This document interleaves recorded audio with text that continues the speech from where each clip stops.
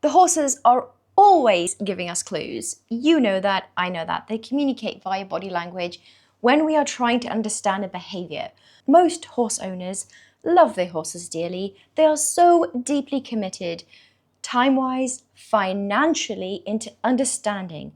But they're still confused. Patterns in the horses were also in the humans. I have spent the last 7 months of 2025 across 5 different countries treating a variety of horses, from elite show jumpers in Dubai to the most remote, quiet areas in Bali of rescue horses, therapy horses, all kinds I have treated this year. No matter where I was, I've sat back and I've asked myself, there's something that everyone is seeking. This is what I've noticed. The horses are always giving us clues. You know that, I know that. They communicate via body language when we are trying to understand a behavior, when we're trying to understand why every time we put pressure on that left leg, we get that bulged rib cage feeling, the falling out of the right shoulder, your left arm is in pain, you've got to go see your own physiotherapist, all because you're trying to bend and flex your horse to the left. The second thing I noticed was most horse owners love their horses dearly. They are so deeply committed, time-wise, financially, into understanding, but they're still confused. The third thing I noticed, this might rub a few feathers, was that the patterns in the horses were also in the humans. In today's episode, I'm going to share with you the 3 biggest things and practical tools you can take home and implement straight away that I've learned traveling the world, working with horses globally, and why your own health, energy, and nervous system might just be the link that you're missing to understand the performance that you're seeking. This year was genuinely a year, and it's only July, of a lot of frustration, a lot of learnings, a lot of failures, tears, emotional stress. And I'm going to share with you so that I hopefully can save you a lot of time and the same energy. When I was working with elite horses, so by this I mean horses that are competing at advanced level dressage up to Grand Prix, also working with eventers and show jumpers, jumping some very big fences, competing for a lot of prestige. This level, you know what I'm talking about.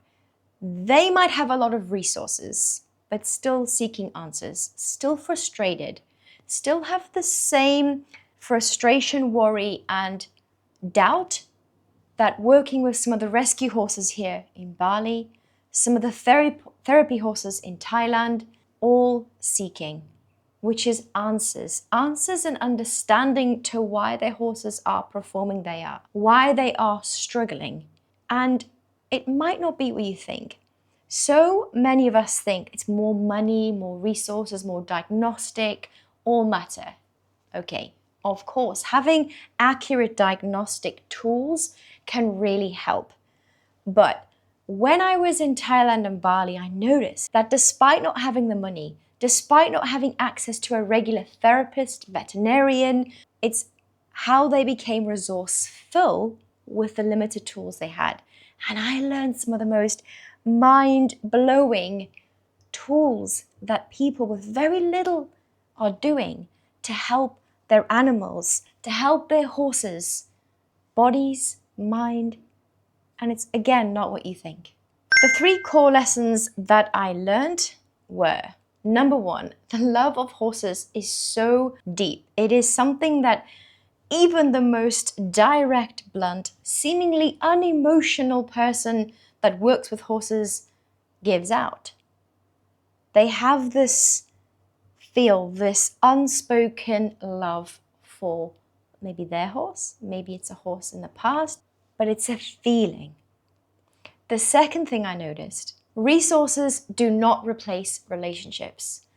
So, working with some of the rescue horses that have extreme trauma, they have had, oh my God, some of the stories and abuse these horses have been through, and fortunately have landed in the right loving arms of the ladies here in Bali. I recognized that it wasn't about all the resources they had. They didn't have the money. all the fancy tools, but they did have the relationship, the time to understand what the horse was trying to say, allowing that horse space. Come on, guys, if you ever had a trauma, okay, we all process trauma very differently. And also, even though you might feel fine, something might trigger us, which then sends us into a spiral of crying where we go, I just don't know why I'm crying today, but I'm just letting it out. Why would it be any different with these horses? And that is what I really recognized here, that no matter the resources, very little resources or money, that the fact that these ladies had the relationship to give these horses time and space, observe, changed their relationship completely. And in these hands, the horses healed. They never forgot, but they healed. The third thing, and this really hit a few riders quite hard, was that the horses mirror the humans. It goes back into the previous point and then to the previous point. I've mentioned this in one of my previous videos, so if you haven't already watched it, go and flick through the channel. I have so much information on this. When I'm working with a horse, before I go into a stable, I ask myself the primary question, which is, how am I today? If I'm a little bit agitated or angry, or something's just frustrated me, or I'm feeling a bit low or a bit down, I consciously do some work before I enter the space of a horse to say, right, this is where I am today. And even if I'm just an 8 out of 10 or 5 out of 10, admitting it is so much better than showing up and saying, do you know what, I'm absolutely fine. Because guess what? The horses see through what you're saying. They go into your body, they read through body language. And even if I'm fine, I'm absolutely fine, but I'm like this, you can tell I'm not fine just from my body language. And that's what the horses do. Where if I'm like this and then I go, okay, how am I today? Well, you know what? I'm a little bit annoyed. I'm a 4 out of 10. I'm just going to do some breath work. Whatever works for you. For me, the breath work really helps because it's something I can do on the back of a scooter, in the car, wherever. I can just close my eyes, check in with how I'm doing. Okay, I'm a little bit sore today. I'm not feeling great. I'm not going to bring this to the horse that I'm working with, to the owner that I'm working with. That is the first thing I'm asking myself. If you want to take this one step further, because you're like, Nika, I resonate with that, here are 3 more questions you can ask. Once you've checked in with yourself, you then non-judgmentally, that is key, no expectations, that is also key, ask yourself, what is going on with the horse that I see in front of me today?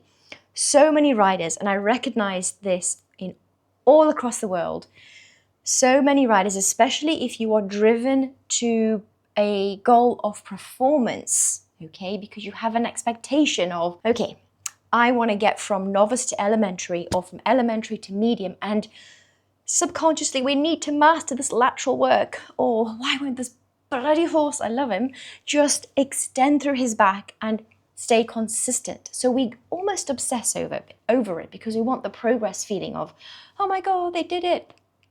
This is a subconscious expectation, whether we say it or not. And many riders, if they've had a really good ride the day before, bring that forward into the present session, and maybe the horse doesn't give you that same feeling. So you go, oh my God, but you only did it yesterday. Come on. Maybe you put more pressure on. Let's go. Let's do it. Instead of thinking, okay, if before I got on this horse, how were they in the stable? How were they before I brought the tack into the stable? How were they when I put the saddle on? Was there any difference in the behavior today? And if there was, don't ignore it. Okay, that's the second question. How is my horse or the horse I'm working with today? The third question is, what is going on in the environment? Okay, what is going on around? Is it a quiet environment? Is it a loud environment? What is going on around me from a sensory stimulus perspective? That's the third thing. And the fourth thing is, how is the horse reacting to the environment? So many of us, and I see this with equestrians, they focus on the second and the fourth point. The second and the fourth point. What's going on with the horse and the environment? They miss out what's going on with myself, me, the rider, 50% of the partnership, and what is going on with the horse and the environment before I apply my pressure and my expectation. If you haven't already, don't forget to give me a subscribe and follow. I am on a mission to help more horse owners around the world, and I'd be so grateful to share, like, and leave a comment. Now, all this travel meant that I didn't have my resources, the tools that I normally fall back on when I am in a routine and in my home base. So that meant that I had to stick to my 3 principles. And these are the principles that I actually now help female equestrians with by coaching them and working with them online. It's actually very, very personal because I tailor it. I'm also, though, going to give you the 3 things that I base these foundations on. Number 1, nutrition. Number 2, movement. And number 3, brain gym, which is all about managing stress, your nervous system. Those 3 principles all over the world have allowed me to not only show up being the best version of myself, meant that I am strong, I'm recovering well, I'm thinking clearly, my energy has been good. So that's to me taking responsibility for how I'm showing up with these horses. And in that snowball effect has meant that the horses I've worked with have had good responses. They've had moments where the owner's going, oh my God, I really needed to hear that. Light bulb moments of, that is why I've been struggling with that left canter for so long. It brings me a lot of joy when I see riders have that moment. And the same goes for when I'm working with the horses. And the biggest thing when you are more in your body and understand how your body works and recognize that you're human and some days you won't be that good and other days you will, is that honesty the horse reads. That honesty is contagious. It's an energy that's contagious and the horses pick up on that. So when you have that foundation, you slow down. I slow down, which means that I give the horse time to speak, to show me. And in that happening, when I do perform any adjustment, when I do apply any pressure to what area of the body, I step away, I go away, and I allow the horse to process. Because your nervous system, my nervous system, the horse's nervous system can't process and experience things at the same time. So when we apply a form of an aid, say a leg aid, and we just expect them to do everything right, what about first allowing the horse to experience that trigger or that bit of pressure you put on and then allow them to process it? So one of the biggest things when I'm working with female riders and they're trying to improve either their health is we give the tool, apply the tool, and then recognize how the body's responding. This has so many benefits because it also allows your nervous system to hardwire quicker, to get there quicker. That is a game-changing tool and lesson. If you take that forward into your everyday life today, you will notice big changes in your life over the long term. If you are struggling to know what's going on with your horse and you're thinking, Nika, I've spent so much money, time, resources, and I've had enough, but I really want to know, I want to understand my horse better, I have really exciting news, because if you click on the link below in the school group, I have a completely free community of like-minded female horse women, no matter what discipline you're in, to come together to work on not only your health, but the health and understanding of your horse, so that you can both show up in a 50-50 partnership together and achieve whatever you want to achieve, whether that is reaching that elementary goal, whether that is going for a hack on your own and feeling confident, whether it's waking up in your body every day and feeling like you actually like being in your body.